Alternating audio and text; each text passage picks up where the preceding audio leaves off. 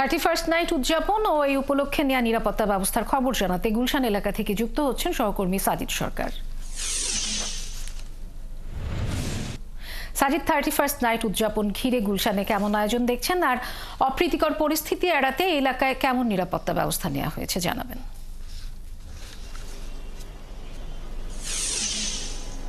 ইতিমধ্যেই আইনশৃঙ্খলা বাহিনীর পক্ষ থেকে পুরো রাজধানীকে কিন্তু আসলে নিরাপত্তার চাদরে ঢাকার যে ব্যবস্থা সেটি কিন্তু শুরু হয়েছে।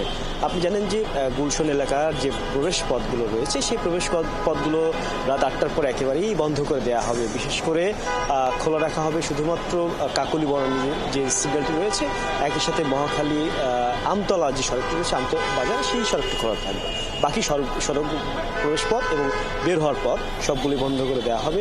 আর এটি কিন্তু প্রতিবারই করা হয়ে থাকে। একই সাথে এই যে প্রতি বছর এই 31কে ঘিরে পটকা, আতশবাজি এবং ফানুস ওড়ানোর যে প্রবণতা, যার ফলে যে ক্ষয়ক্ষতি হয়ে থাকে, বিশেষ করে ফানুস ওড়ানোর ফলে আমরা দেখি বিভিন্ন ছাদে পড়ার পর সেখানে যেমন ক্ষতি হয়, আগুন লাগার ঘটনা ঘটে।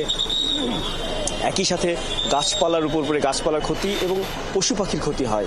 এটি বিবেচনা করেই কিন্তু এবার পরিবেশ অধিদপ্তরের পক্ষ থেকে কিন্তু আসলে কঠোর নির্দেশনা দেওয়া হয়েছে এবং তাদের পক্ষ থেকে পুরো রাজধানী জুড়েই আসলে মোবাইল কোর্ট থাকবে, যেখানে আসলে একজন ম্যাজিস্ট্রেট থাকবেন, যিনি এই বিষয়গুলো আসলে খবর পাওয়া মাত্র সেখানে কিন্তু আসলে তাৎক্ষণিকভাবে ব্যবস্থা নেবেন।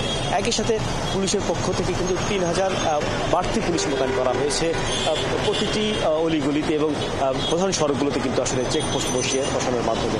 বিশেষ করে গুলশান, বনানী, বাড়িধারা যে কূটনৈতিক এলাকাগুলো রয়েছে সেই এলাকার যে নিরাপত্তা, সেই নিরাপত্তা জোরদারে কিন্তু এটি যেমন হয়ে থাকে।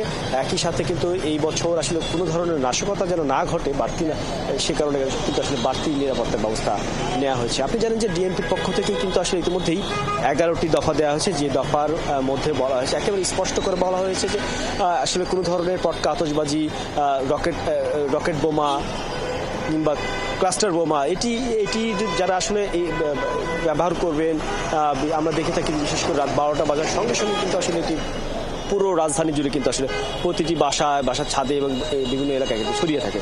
সেই কারণে কিন্তু আসলে নানান ধরনের দুর্ঘটনা ঘটে থাকে। সেটি এড়াতে কিন্তু এই ধরনের ব্যবস্থা এবার সতর্কতামূলক নেওয়া হয়েছে। একই সাথে র্যাবের পক্ষ থেকেও কিন্তু তারাও কিন্তু আসলে এটি জোরদার করবেন। আমরা দেখি যে গুলশান, বনানী এলাকায় যে সমস্ত রেস্টুরেন্ট এবং মদের বার রয়েছে, সেই বারগুলো কিন্তু ইতিমধ্যেই বিকেল 5টা থেকে এবং আগামীকাল সকাল 8টার মধ্যে কিন্তু খুলতে দেওয়া হবে এবং এই ক্ষেত্রে কিন্তু আইনশৃঙ্খলা বাহিনীর পক্ষ থেকে নির্দেশনা রয়েছে।